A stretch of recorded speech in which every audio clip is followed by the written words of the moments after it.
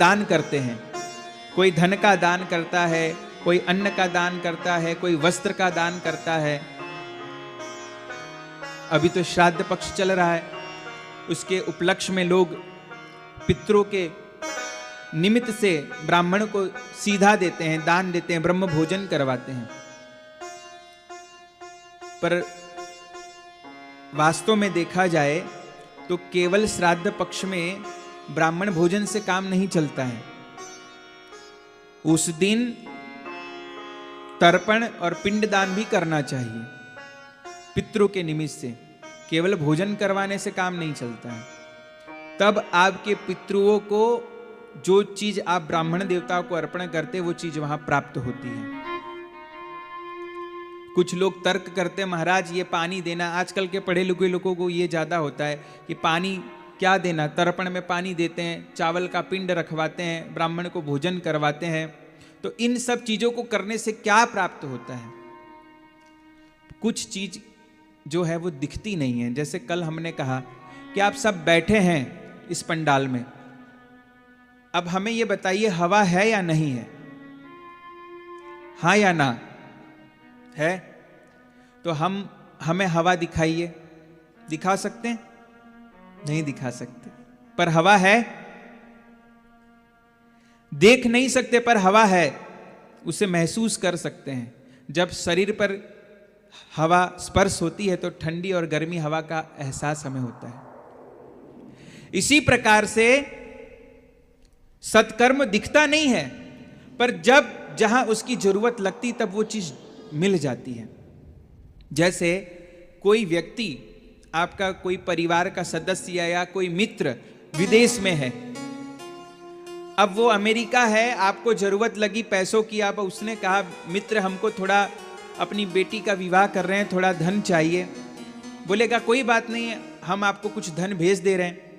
अब उसने वहां से भेजा डॉलर, अमेरिका में तो डॉलर चलता है, अब उसने यहां भारत में भेजा डॉलर, तो आपको क्या मिलेगा? डॉलर मिलेगा? डॉलर मिलेगा? नहीं। क्या मिलेगा?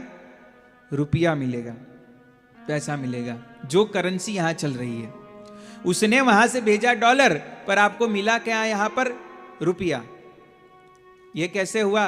बोले बीच में ऐसी एक व्यवस्था बनी है कि दूसरे देश की जो करेंसी होती है बीच में कन्वर्ट हो जाती है और वो ट्रांसफर होकर जो आपको चाहिए वो करेंसी यहां पे प्रोवाइड की जाती है ना?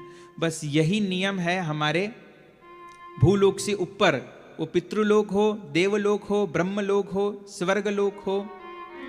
यहां पे आप जब पितरों को जल अर्पण करते हैं तो वही जल उनको जिस चीज की जरूरत है वहां पे वो परिवर्तित होकर उनको उस चीज की प्राप्ति हो जाती है। इसलिए कोई छाता देता है, कोई जो 13वें दिन जो सैया दान करते हैं पितृ किसी के गुजर जाने के पीछे, उसका कारण क्या है? उसका ये कारण है क्योंकि यमलोक का जो मार्ग है अति दुर्गम, अति कठिन है, और उस मार्ग में उसे कभी भूख लग रही, कभी प्यास लग रही है, कभी धूप लग रही है, पैर जल रहे हैं, उसके पास चप्पल नहीं है, तो जो चीज आप उनके नाम से यहां अर्पण करते हैं वो चीज वहां पे उस स्थान पर उनको प्राप्त हो जाती है।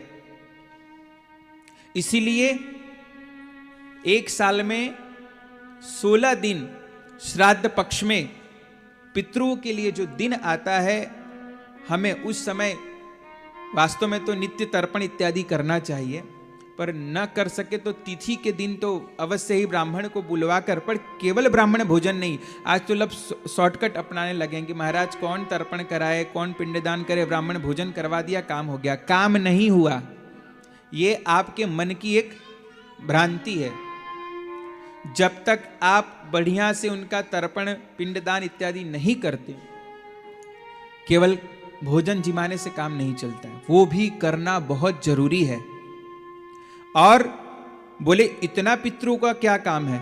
बोले पितरों की ही कृपा से आपके घर में आपका जो वंश है उसकी वृद्धि होती है।